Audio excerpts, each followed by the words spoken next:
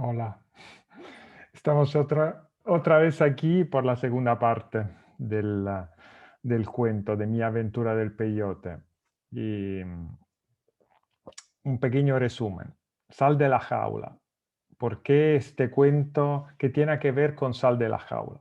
Sal de la jaula es un cambio de percepción, es un cambio de visión, es darse cuenta que las cosas son un poco diferentes de cómo las vemos o a veces son muy diferentes de cómo las vemos. Y, y existen muchas maneras para cambiar de opinión e incluso para darnos cuenta que al final no es solo un cambio de opinión, es permitir que las cosas puedan ser de diferentes formas al mismo tiempo.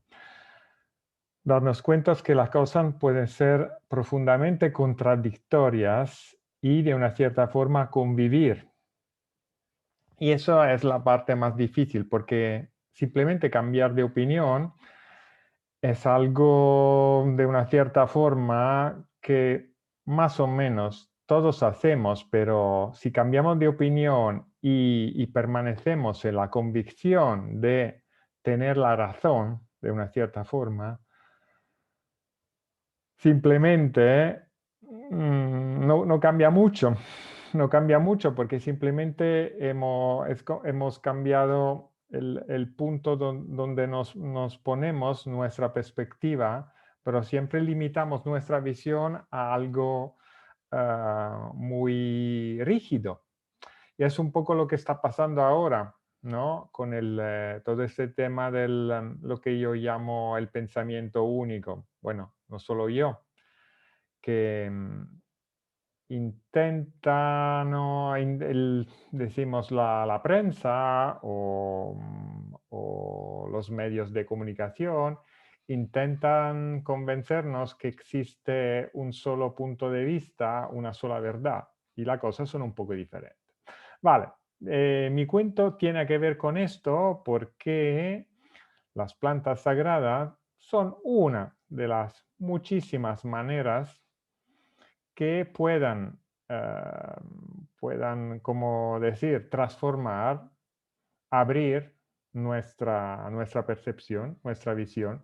No es el único sistema, obviamente, no hace falta tomar nada. Es algo que también puede pasar en la vida cotidiana por una inspiración o una relación, un encuentro, algo que nos pasa. Entonces, no hace falta las plantas sagradas, pero al mismo tiempo, a veces, en mi caso, las plantas sagradas han entrado en mi vida. Entonces, toda la primera parte he contado cómo decidí de viajar a México, porque trabajaba como fotógrafo, como reportero y había planeado diferentes reportajes que quería hacer. Y un reportaje me lo había inspirado un libro de un escritor italiano que se llama Pino Cacucci, La polvere del México, el polvo del México. Entonces no fue fácil empezar esta aventura porque ya he contado que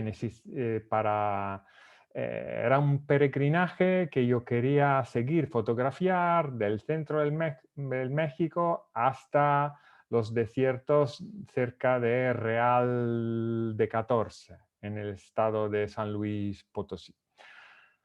Es un viaje de 600 kilómetros, yo necesitaba una invitación ahora no quiero volver a contar toda la historia, pero me han pasado un montón de sincronicidad extremadamente improbables que me han ayudado a tener una invitación y a llegar al pueblo, pero luego ahí no he podido encontrar un grupo que me permitía fotografiar su peregrinaje y decidí igual hacer el peregrinaje solo, con cualquier medio, bueno, al final al final otra serie de coincidencias, aparentemente unas no siempre afortunadas, pero que al final hacen que yo vaya en el desierto, busque con la ayuda de un italiano que había conocido aparentemente por casualidad en un restaurante donde buscaba otro italiano, pero este otro italiano no estaba y he encontrado este otro italiano, no sé por qué, todos italianos en México, pero así me pasó. Al final, este otro italiano me invitó a dar una vuelta por el desierto. Esa vuelta luego se transformó en una búsqueda del peyote y yo encontré 5 peyotes. Andrea me convenció que los peyotes me habían encontrado a mí y no al revés y que tenía que comérmelos. Y por unas razones que yo no sé, tenía confianza en esa persona que yo no conocía para nada y acabé comiendo los 5 peyotes. ¿Y qué me pasó? Pasó que después de una hora vomité todo y después de vomitar me cambió completamente, eh, bueno, la manera de funcionar de los sentidos, porque me encontré como una especie de otra dimensión con un silencio extremo donde había solo dos ruidos. Había un silbido que al comienzo yo no sabía de qué fuera, y había un sonido de agua, agua que fluye como un río, pero no había agua por ahí. Y, y levanto la mirada al cielo y me doy cuenta que un pájaro, pero muy lejos, estaba volando sobre de mí y era un sopilote, que es un buitre, como un pequeño cóndor. Y me doy cuenta que este sonido que yo podía percibir muy claramente, este silbido, era el silbido del viento en las plumas del sopilote. Y para mí era como estar a su lado, volar con él. Incluso si yo había empezado a oír ese silbido antes de mirarlo, pues no era imaginación, era otra cosa.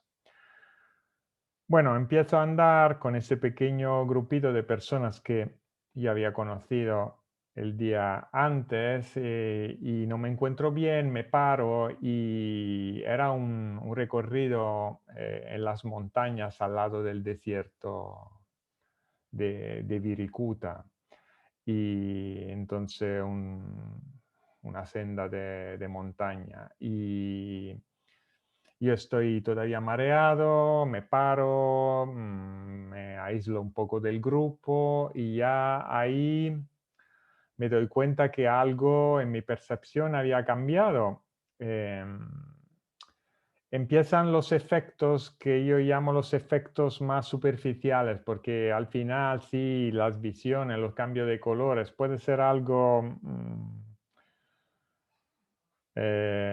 interesante, pero no es ahí el punto. Bueno, os cuento un poco que eh, antes de todo la sensibilidad a los colores yo ya la tengo de una manera natural, de una cierta forma, se había disparado.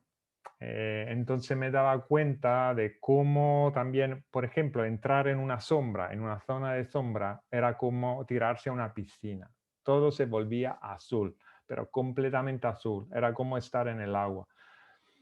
Y todos los colores, es como, ¿no? Como en Photoshop poner la saturación a tope. Era así. Y, pero algo todavía más interesante era el cambio de la percepción de la distancia. Las montañas a 3 kilómetros parecía que se podían tocar. Todo, todo era uno desde un punto de vista de la visión, pero ¿eso qué quiere decir? Que que era como ser parte de toda esa cosa y al mismo tiempo todo parecía ser vivo. La tierra parecía respirar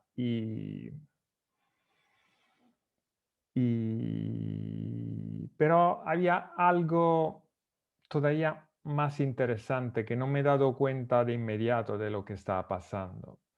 Em, bueno, otra cosa que el cuerpo era tan relajado que yo podía sentarme en cualquier lugar sobre las piedras y estaba cómodo en cualquier lugar. Pero al mismo tiempo, al comienzo no me sentía seguro y digo, vale, aquí me cayó en un barranco, no puedo andar, pero poco a poco me doy cuenta que sí, que podía andar, pero era como un poco, sí, era como un poco mandar como un muñeco desde afuera y con el pensamiento decidir cómo mandar, cómo pilotar este muñeco, que era mi cuerpo, pero en realidad era un poco como estar en un sueño lúcido, pero completamente diferente de ser borracho, porque había una seguridad, luego me he dado cuenta, una seguridad extrema de los movimientos, una armonía de movimiento, una perfección y una seguridad ah, como adentro de mí. Entonces, me acostumbro a esta nueva forma de pilotar un cuerpo desde afuera y sigo andando por las montañas, por esta senda. Cada cuanto yo ya me había alejado del grupo porque quería estar solo y cada cuanto había un cruce, había diferentes.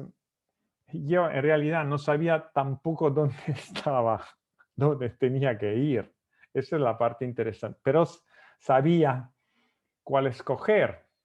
No sabía dónde tenía que ir, pero al mismo tiempo sabía muy bien si era derecha, izquierda, si tenía que seguir recto, si tenía que volver. No tenía duda. No sé por qué. Bueno, a un momento dado, ¿os acordáis el sonido del agua? Yo sigo todo ese tiempo andando y sigo oyendo este sonido de río que no estaba, de agua que fluía y que yo no podía ver, pero a un momento dado en la roca veo que hay como una cueva y entro en esa cueva y dentro de esa cueva hay una fuente con esa agua que crea como un riachuelo que sale afuera de la cueva. Y ahí me he dado cuenta que ese sonido que yo podía oír era ese riachuelo, yo lo podía percibir a, no sé, 4 kilómetros de distancia. Y, y me paro a mirar el agua y tenía, puede ser que era 10 centímetros de agua, pero tenía una profundidad. No sé cómo explicarla y casi que me mareaba mirar esa agua porque era demasiado, era como esa visión, bueno, había todo el universo en ese charco de agua que fluía.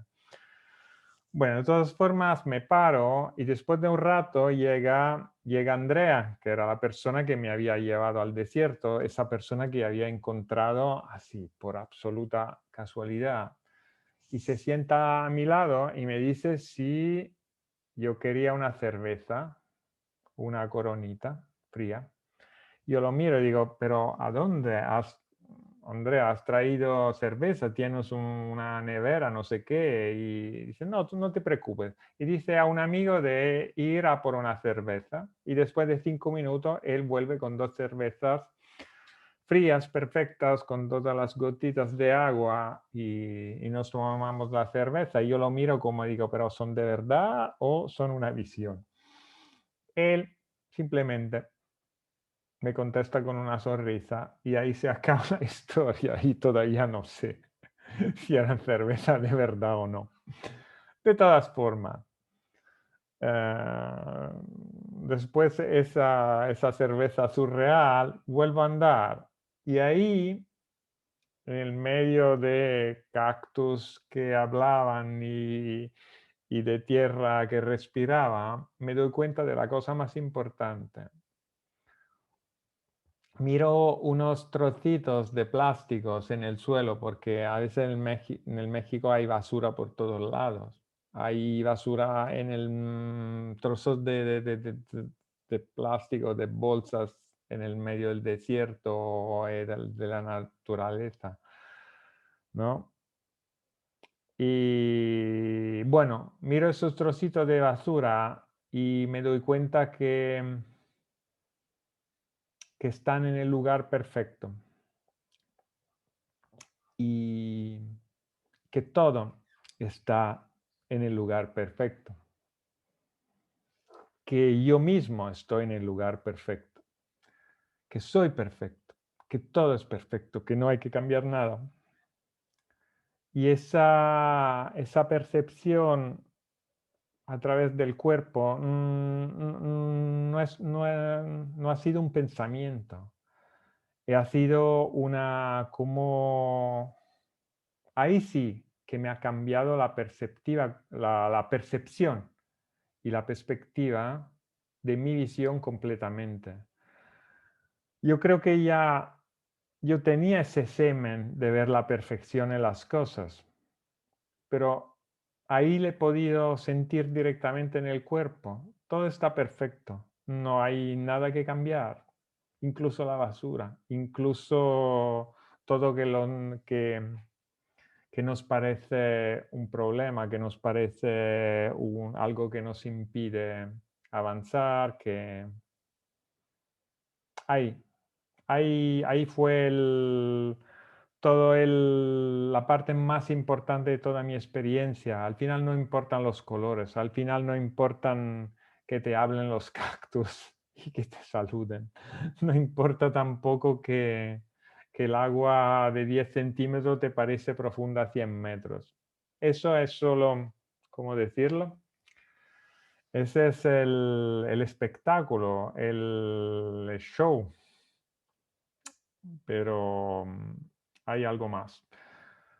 Vale, al final sigo andando y veo muy lejos como un pueblo, pero me parecía un pueblo de cuento de hadas con sus torres, sus castillos, y no sé por qué me parecía algo oriental, con mezquitas y minaretos. Y sigo andando sin saber dónde. Digo, vale, esa senda me llevará a ese pueblo. Y después de unas horas llego a este pueblo y yo no me doy cuenta que era el mismo Real de 14 porque entro, bueno, estaba todavía en ese estado, decimos alterado de conciencia, pero el tema es que no es, nosotros creemos que esta es la realidad, lo que vemos es la realidad. No, este es simplemente un prisma de visión que de una cierta manera compartimos. Más o menos vemos todas las mismas cosas. Bueno, no exactamente, pero... Y el hecho de compartir esa visión hace que, ¿no? La llamamos realidad, pero no es la realidad, es simplemente una manera de interpretar algo que no sabemos qué es, ¿no? Y que al final, en experiencias como esta, le puedes poner el nombre de Dios, el nombre de lo que es todo, no lo que está en todo, lo que es todo, y que somos incluso nosotros. Y por eso esas sustancias a veces son llamadas enteógenos. Enteógenos es algo que nos acerca a Dios. Y,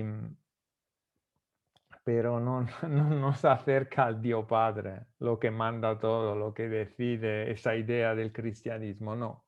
Nos acerca a la visión de Dios de los místicos, que donde Dios está por todos lados, Dios eres tú. Pero no es algo automático, no es algo que me tomo el comprimido y, y me vuelvo Dios. No, no funciona así. No funciona así y cada experiencia es diferente y nos sirven al final las sustancias. Puede ser prácticas, puede ser la vida, puede ser un accidente, puede ser cualquier cosa. No hay manera de controlarlo. No hay... También esta experiencia puede que yo nunca la he repetida, pero podría haberla repetida con resultados completamente diferentes. Al final, bueno, estamos ya en el pueblo y yo ya me había perdido el grupo que estaba atrás, porque ya que tenía esta seguridad de ese paso, ¿no? Bueno, estaba, puede ser una media hora adelante. Y a la entrada del pueblo estaba un cementerio mexicano, ya es algo, es un poco en plan Disney, ¿no? En plan cartoon, con todos los colores y incluso las tumbas tiene algo de fiesta, algo de colores, de decoraciones. Bueno, en este estado, otro estado de conciencia, para mí fue todo un viaje, esta visita al cementerio. Y uno de los últimos recuerdos fue que mirando las cosas desde cerca me daba cuenta que todo vibraba, todo estaba hecho por partículas que vibraban, como ver los átomos. Mm, Eso. Pero al final, la cosa más importante que me ha quedado es ese sentido de perfección total, que lo incluye todo. Y incluye también lo que llamamos mal, que llamamos bien, que eso, simplemente eso. Y luego, la otra vez había dicho que este es un cuento circular, pero ¿por qué es un cuento circular, no? Recordáis que todo mi viaje yo lo había decidido después de leer un libro de ese escritor italiano que se llamaba Pino Cacucci. Y nada, yo no había hablado a Andrea de este escritor, ni no había hablado nada de eso. Y, y, y Andrea no vivía ahí, se encontraba por pura casualidad ahí en Real de 14. Y yo lo encontré por pura casualidad, porque él iba a Real, puede que una vez al año, él vivía en toda otra parte del México, en San Miguel de Allende, no sé no sé exactamente, pero cientos de kilómetros, ¿no? Entonces fue una probabilidad sobre 1 millón bueno, sobre 1 millón no, pero sobre 1000 seguro de encontrarlo y de ser invitado por él. Y él se iba el día siguiente, volvía a San Miguel de Allende, él tenía un restaurante por ahí y, y nada, me invita a visitarlo porque yo tenía ya planeado de pasar por San Miguel de Allende por otras cosas, otras fotos que tenía de hacer. Y cuando voy ahí a visitarlo, bueno, él me invita a su restaurante, me lleva a ver otros lugares, pero un día me cuenta que Pino Cacucci era su amigo y él puede que 20 años antes o 15 años antes, ahora no sé, él lo había llevado por primera vez al desierto. ¿Cómo me había llevado a mí? Pero él no sabía que mi inspiración había sido el libro escrito por Pino Cacucci después de su viaje al desierto con Andrea. Entonces, yo he empezado por ahí y he encontrado la misma persona que me ha llevado en el mismo lugar donde había llevado a Pino muchos años antes. Y todo eso absolutamente por casualidad y de forma absolutamente gratuita, porque no me ha pedido absolutamente nada, incluso al final me ha invitado a su casa, a su restaurante y casi sin conocerme. A veces cuando nos abrimos a las posibilidades, nos abrimos a todo lo que puede pasar, pasan cosas muy, muy interesantes. Y esto simplemente esto. Pues acabo aquí mi segundo episodio y os diré, todavía no sé cuándo haré, si vuelvo a hacerla el jueves o sigo con el martes. Os comentaré directamente en Facebook el próximo episodio. Pues sal de la jaula. Muchas gracias por vuestra atención y feliz año, feliz año.